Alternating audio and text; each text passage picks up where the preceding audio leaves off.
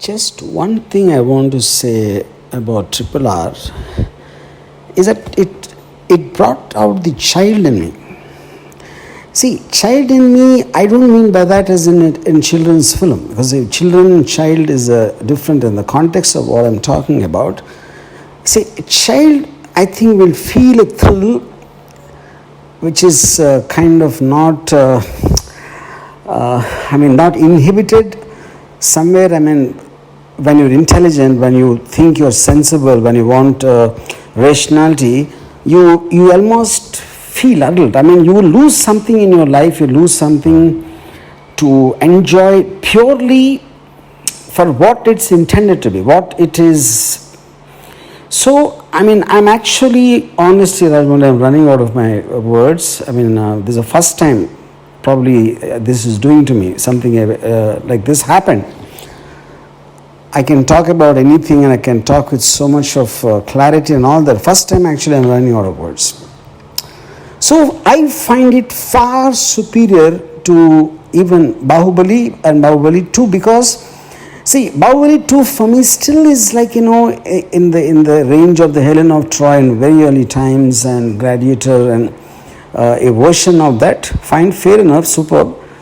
But Triple R, I think, is something which is, there is no benchmark. When I saw the trailer, honestly, I felt it just is looking, it is going on the border of being a little fake, and maybe the tiger shot and all that, though visually it is stunning. I just felt the advantage of Bahubali, where there's a period film and you can take a lot of things, but this set in somewhere in the 20s or 30s, in more contemporary times, I just had this gut feeling something can go wrong. But how wrong am I, in the whole context? I really didn't matter to me whether this is set in in certain freedom struggle of whatever those characters are. And just in one line I want to say, so okay, now the context, I felt there's a fairy tale element involved. There is something like the little girl being kidnapped, which is not the thing for me. But the sweep of the narrative, see, the visual of course is mind-blowingly fantastic, nothing unlike anything I've seen before, but even the narrative sweep, I think, is unique in the context. You're a person you just love. You love a frame, you love a visual, you love an emotion attached to it. And it is so, obvious in every frame. It's like a brush strokes of a great artist, though I'm not into paintings. So which is the reason I'm once again saying that I'm just running out of words. Now, for me, the actors, somewhere in the reports I heard that Charan's character is better or something. I think it's nonsense. I think I can't pick out, because every time anyone is there, it's working as well. One, I wouldn't say one is better than the other, one is as good as the other in the context of whatever the film is talking about, the character's requirement or whatever you call.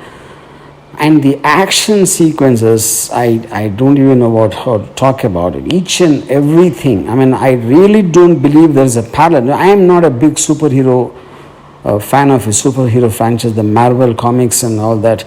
When I heard about the Ram Charan and Tarak fight, I thought somewhere it will be in the zone of the Batman Superman fight. It should be somewhere around that.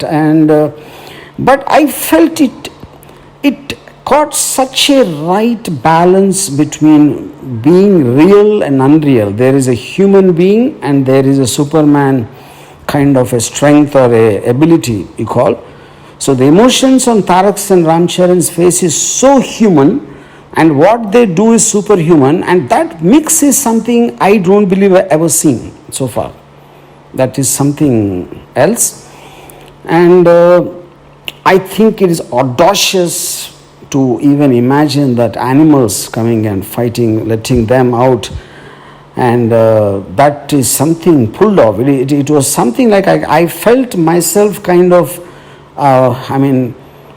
just sitting an inch above it in the tension or joy or what. I am actually not able to explain what emotion I felt while watching Triple R.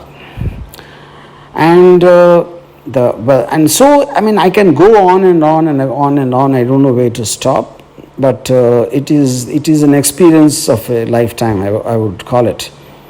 And I would find it far superior to any of the Marvel films, because it is creating its own exoticness, it's creating its own ambience, creating its own atmosphere, which is something I actually felt like. I don't remember in the last 30-40 years me enjoying like a child.